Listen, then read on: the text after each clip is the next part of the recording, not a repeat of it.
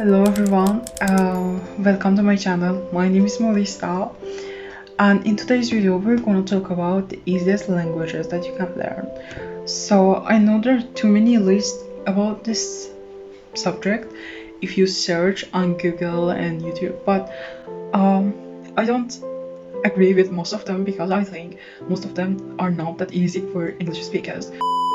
So I made my own list and I hope that can be helpful for you guys. And one thing before start, I would like to say that I made this for native English speakers, but that doesn't mean that if you're not a native English speaker, that can be really difficult for you. Yes, they can be difficult, but they also can be easy because you already speak English. So I would like to start with Norwegian. I can say this may come as a surprise, but I think Norwegian can be one of the easiest languages for English speakers because it's also a member of Germanic family of languages, just like English, which means those two languages would share quite a bit of vocabulary and quite a bit of same grammar. I'm not saying the same, but they're similar. Another selling point for Norwegian can be that the grammar is pretty straightforward, which means only one form of each verb per tense. So you won't have any problem. And the word order is really close to English. And I can say basically kind of same, so you also won't have problem making sentences. And Norwegian is a native speakers for 4.32 million people. So that means pronunciation can be a bit challenging just because there are, I can say, a bunch of different accents in Norway, and therefore more than one correct way to pronounce each word. But so I think the second easiest language would be another Germanic language, and that's Swedish. Okay, I would say Swedish is one of the easiest languages to learn for English speakers because a large number of words in these two languages share the same roots, and also there are so many similarities. I can't say they are 100% similar, but they are similar. Like Norwegian, Swedish also has a relatively simple grammar rules and similar word order to English. And also Swedish is a native language for 10.85 million people, of course in Sweden, a part of Finland, a part of US, Canada, Estonia and Ireland. Also, there are so many false friends between Swedish and English, so you might be careful learning that. The next language, which is a foreign language, I would say that's Dutch, because of course Dutch, when I say Dutch, I mean the language they speak mostly in Netherlands and part of population in Belgium, so I don't mean German. Okay, Dutch is a third most spoken Germanic language after German and of course English, which makes sense because due to shared vocabulary, and Dutch sounds like a combination of German and English, but that's not the combination of those. There are 25 million people who speak Dutch as their native language. I can say a really interesting thing about Dutch is that many words are spelled exactly as same as they're in English. However, you need to be careful because many of them are either pronounced differently or have different meaning. So of course, there are so many similarities that can cause so many false friends as well.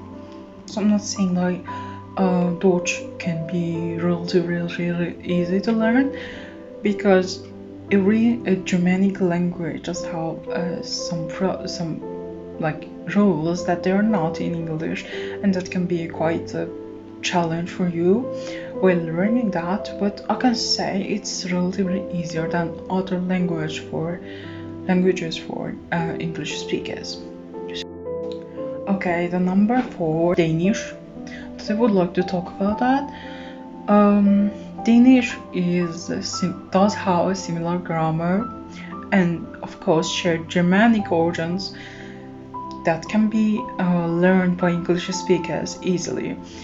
I can say Danish is a easy language, easy language, but it can be also challenging due to its unique, I can say, pronunciation. But anyway, Danish is spoken by 5.4 million people, mostly in Denmark, and I can say 5.6 million people worldwide. Danish shares straightforward grammar rules with Norwegian and Swedish, of course, and there are so many familiar words exist for English speakers, but as I said before, the pronunciation can be quite a challenge when you're learning that. This language would be Indonesian, so I know it can also be like surprise for you guys, but Indonesian has several qualities that I can say that makes it a logical choice for English speakers to learn that. First of everything, it's interesting that Indonesian is spoken for more than 200 million people, which is a lot. And I can say in a nation that is a home to more than 700 native languages, Indonesian plays an important unifying I can say shape for people.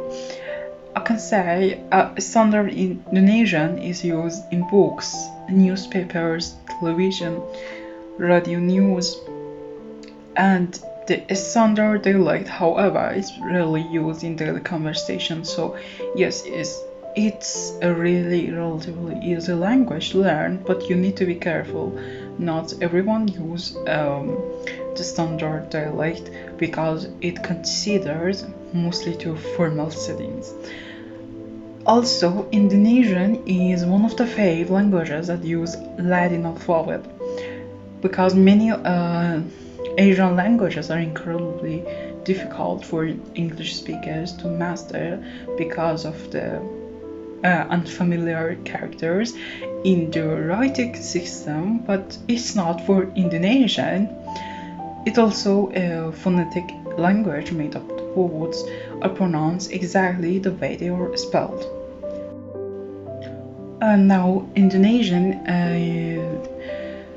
does have a really interesting grammatical structure, which is quite different from those in English, but Indonesian does have like of different rules, makes learning grammar a lot easier.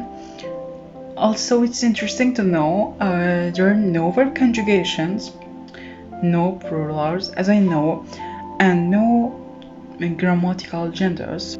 So if you don't want to study a lot of grammar, Indonesian could be a good choice for you. What I would like to talk about is Malay, the native language of Malaysia, but also a really significant percent of people in Indonesia, they also speak Malay.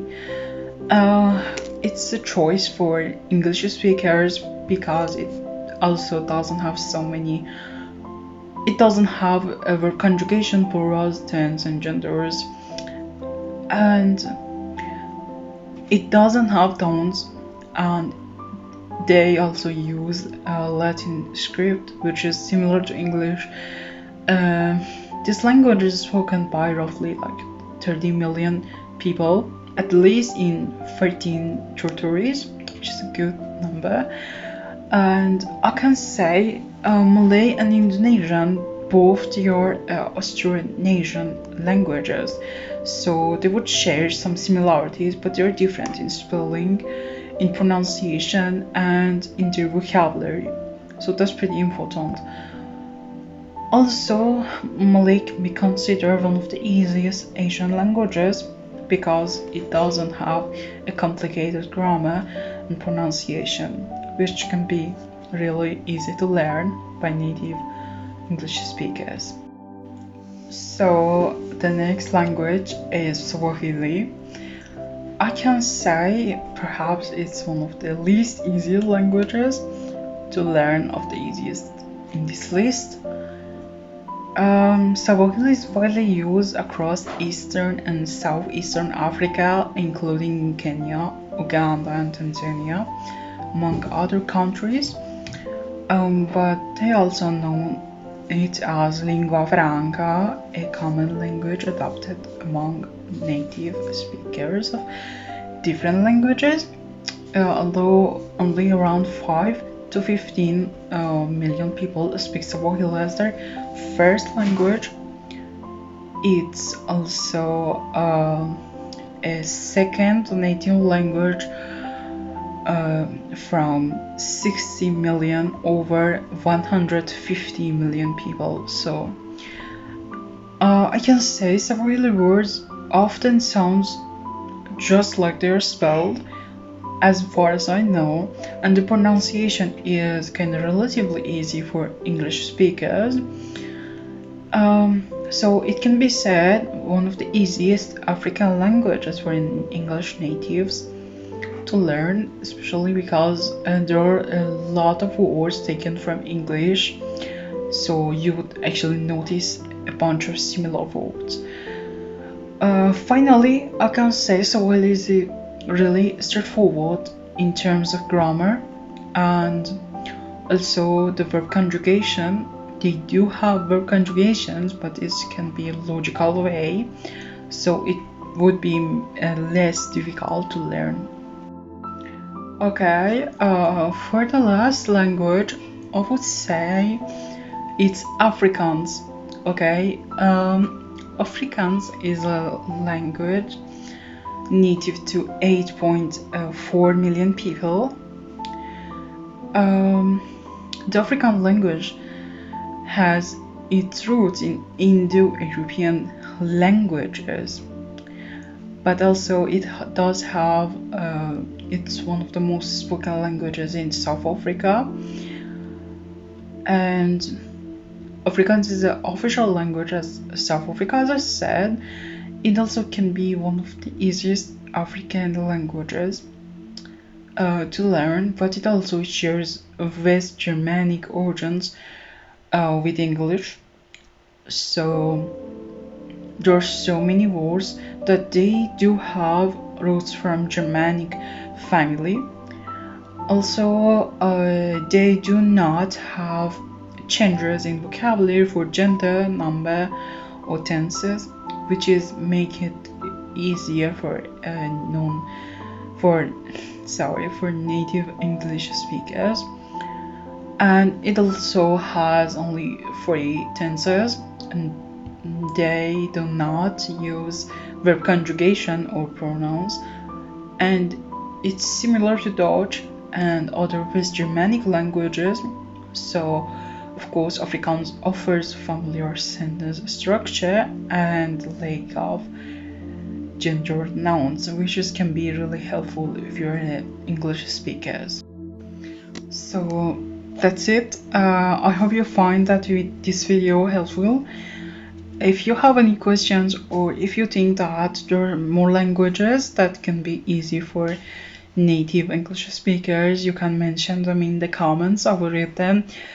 And yeah, thank you for watching this video. If you liked it, you can subscribe to my channel. That would be really helpful for me. And see you until the next video. Bye.